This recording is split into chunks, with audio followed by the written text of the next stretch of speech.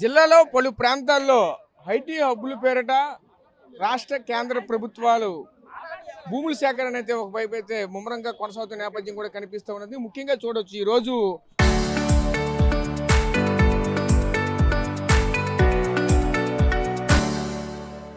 ముఖ్యంగా విజయనగరం జిల్లా ఒకవైపు చూసుకుంటే సుమారుగా 8 ప్రాంతాల్లో భారీగా భూములు సేకరించాలనే ప్రతిపాదన కూడా చేసిన నేపథ్యం కూడా కనిపించింది. ఇదే క్రమంలో చూసుకుంటే ఈ గునుపూరు గ్రామంలో కూడా ఈరోజు భూములు సేకరణకు అయితే మాత్రం ముందుకెళ్తున్న నేపథ్యం కూడా కనిపిస్తుంది. ఇదే క్రమంలో చూస్తూ ఉంటే విఎంఆర్డీఏ హైవే పేరుతో ఇక్కడ పూర్తిగా అంటే అక్కడ రైతులు పంటలు పండించినటువంటివి అలాగే వాళ్ళ సొంత కట్టుకున్నటువంటి ఇల్లు పైనుంచి కూడా రోడ్డు వెళ్తుందంటూ కూడా తీవ్ర ఆవేదన వ్యక్తం చేస్తూ ఈరోజు కలెక్టరేట్ ముట్టడించే కార్యక్రమం కూడా చేయడం నేపథ్యం కూడా కనిపిస్తూ ఉన్నది.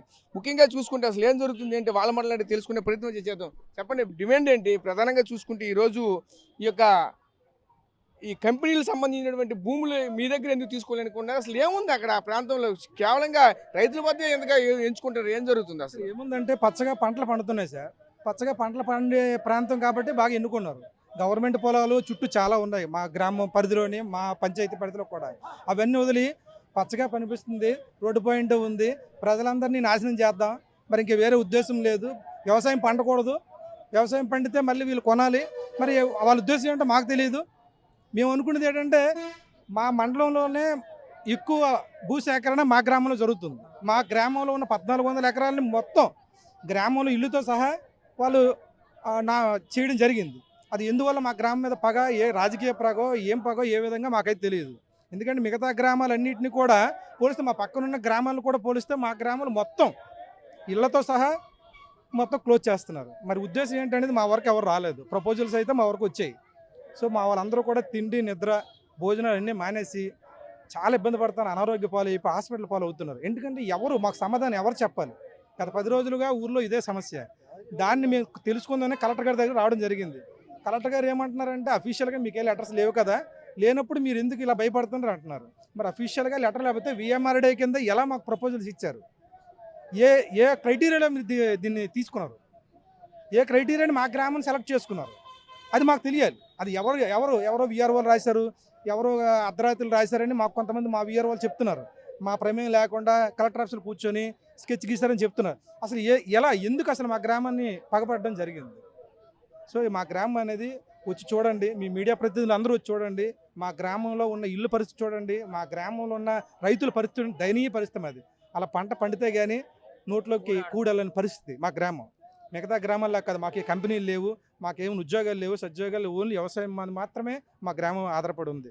మీరు కావాలంటే మీ మీడియా ప్రతినిధులు అందరూ ఇంటింటికి వచ్చి సర్వే చేయండి. అసలు మా గ్రామాన్ని ఎందుకు సర్వే చేశారు, ఎందుకు సెలెక్ట్ చేశారో మీరే దాన్ని నిగ్గు చేయాల్సిన పని ఉంది. ఇదే విషయం మా గ్రామాంతరం కూడా త్వరలోనే ఎంఆర్ఓ ఆఫీస్లోని ఎమ్మెల్యే గారి ద్వారా కూడా కలిసి ప్రొటెక్ట్ చేసి మా యొక్క ఆవేదనని వివరించడానికి సిద్ధంగా ఉన్నాము. ఇదే కలెక్టర్ గారు చెప్పాం, ఆయన కూడా సానుకూలంగా స్పందించారు.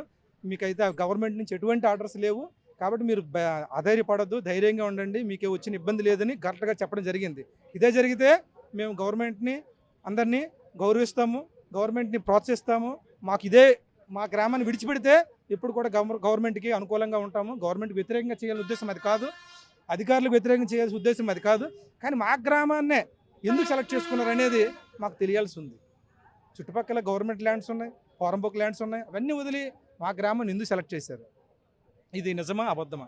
అది తేల్చి మీ మీడియా ప్రతినిధులు తేల్చి మా గ్రామానికి, గ్రామ ప్రజలకి న్యాయం చేస్తారని సహకరిస్తారు. మీరు చెప్పండి, అసలు ఏం జరుగుతుంది ఆ గ్రామంలో? అసలు అందులో ఏముంది? ఇంతగా చెప్తున్నారు ఆయన కూడా. అందరూ కూడా అక్కడ ఉన్నటువంటి వాళ్ళంతా కూడా రైతాంగం. ఈ రైతాంగం ఈరోజు సస్యశ్యామలంగా పంటలు పండుతున్న భూముల్ని ఈరోజు ఇటువంటి కంపెనీల పేరుతో తీసుకోవడం పట్ల ఏ విధంగా దాన్ని చూడాలి ఏంటిది? అందరికీ నమస్కారం అండి. మరి ఈరోజు ఎన్ని ప్రభుత్వాలు వచ్చినప్పటికీ కూడా ప్రతి ప్రభుత్వం కూడా చెప్పేది ఏంటంటే దేశానికి వెన్నెముక రైతుకే మొదటి స్థానం ఇవ్వాలన్నటువంటి ఈ నాయకుల తాలూకా మాటలను పక్కన పెడితే ఈరోజు సుమారుగా ఒక గ్రామంలో 1492 ఎకరాల భూసేకరణ అనేది చాలా దురదృష్టకరం.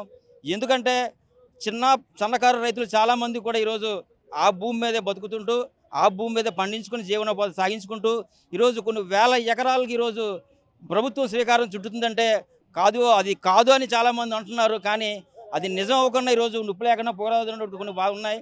ఒక మ్యాప్ ఇచ్చి మ్యాప్ ప్రకారంగా ఈ ల్యాండ్ని మేము సర్వే చేస్తాం, ఈ ల్యాండ్ని ఐటీ హబ్ కోసం తీసుకోవడానికి ప్లాన్ జరుగుతుందని చాలామంది అంటున్నారు. అయినప్పుడు కూడా చూస్తే ఆ విలేజ్ చూస్తే చాలా చిన్న విలేజ్, అక్కడ ఎందుకు భూసేకరణ అంత చేస్తున్నారు అనేది అర్థం కావట్లేదు.